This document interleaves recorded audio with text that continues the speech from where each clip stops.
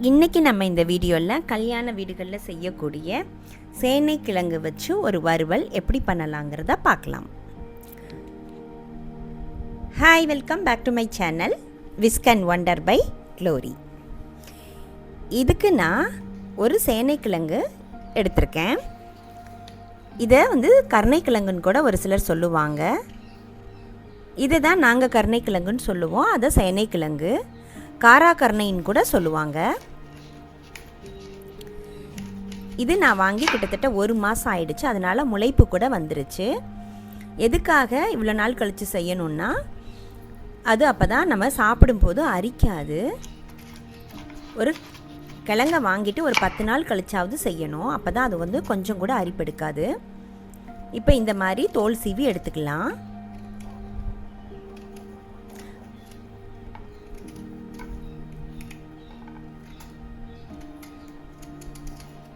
அப்படி கையில் அரிப்பு எடுக்கும் அப்படிங்கிற அந்த பயம் இருந்ததுன்னா, கையில் இந்த மாதிரி நல்லெண்ணெய் தடவிட்டு கட் பண்ணி எடுத்துக்கலாம். நான் இப்போ தோல் சீவிட்டு கழுவி தொடச்சிட்டு இந்த மாதிரி வெட்டி எடுத்துக்கிறேன். கட் பண்ணிவிட்டு கழுவக்கூடாது, தோலில் நிறைய மண் இருக்கிறதுனால கழுவிட்டு தொடச்சிட்டு இந்த மாதிரி வெட்டி எடுத்துக்கணும்.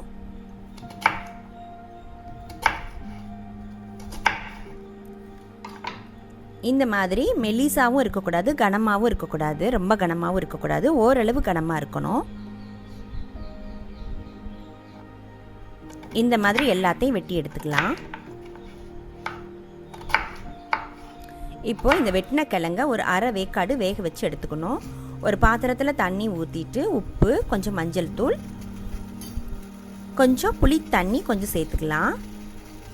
இது எதுக்குன்னா, அரிப்பு ஏதாவது இருந்தால் கூட அதை எடுத்துரும். அதுக்காக தான் அந்த புளி தண்ணி சேர்க்கணும். இப்போ எல்லாத்தையும் கலந்துட்டு கட் பண்ணி வச்ச இந்த கிழங்கு அதில் சேர்த்துக்கலாம்.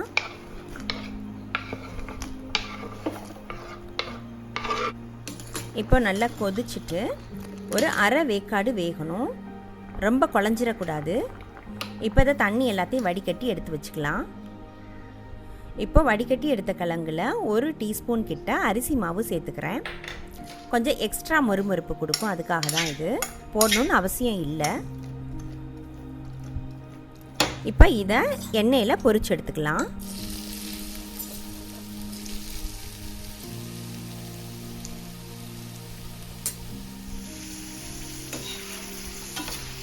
இந்த மாதிரி நல்லா பொரிச்சு எடுத்துக்கணும்.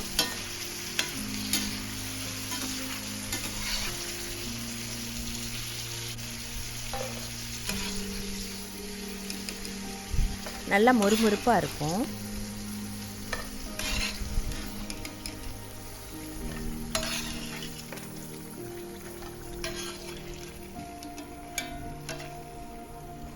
இப்போ மிச்சம் இருக்கிற கிழங்கையும் பொரிச்சு எடுத்துக்கலாம்.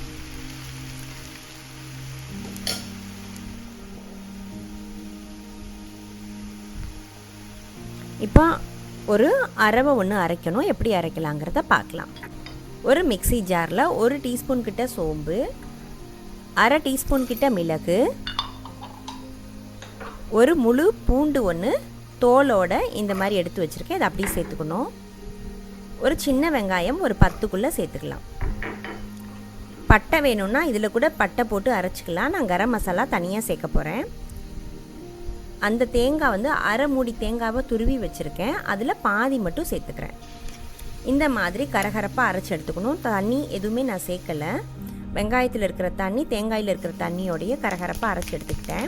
இப்போ ஒரு பாத்திரத்தில் எண்ணெய் ஊற்றிட்டு அரை டீஸ்பூன் கிட்ட சோம்பு போட்டுட்டு ஒரு பாதி வெங்காயத்தை பொடி பொடியாக கட் பண்ணி சேர்த்துட்டு ஒரு சின்ன தக்காளியும் பொடி பொடியாக கட் பண்ணிவிட்டு சேர்த்து எடுத்துக்கலாம், வதக்கி எடுத்துக்கலாம். இப்போது நல்ல தக்காளி கரைஞ்சி வதக்கி எடுத்துக்கணும்.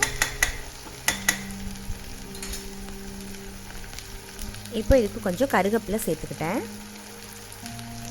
இப்போது அந்த அரைச்சி வச்ச தேங்காய், சோம்பு, மிளகு, சின்ன வெங்காயம், பூண்டை இந்த மாதிரி சேர்த்துட்டு நல்லா பச்சை வாசனை போகிற வரைக்கும் வதக்கி எடுத்துக்கலாம்.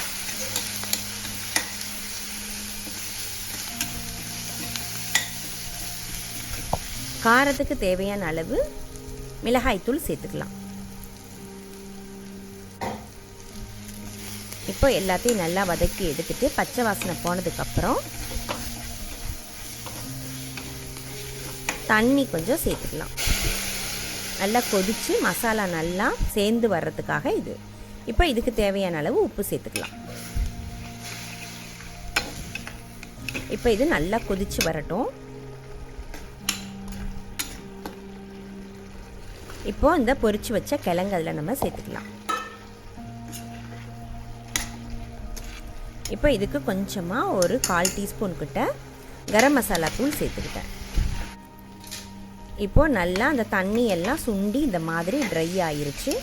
இன்னமும் கூட நல்லா விட்டோன்னா அந்த மாதிரி தனித்தனியாக வந்துடும். அந்தளவுக்கு நல்லா மொறுமொறுப்பாக அதை வந்து லோ ஃப்ளேமில் வதக்கி எடுத்துக்கணும். இப்போ இந்த மாதிரி வந்ததுக்கப்புறம் இது ரெடி ஆயிருச்சு.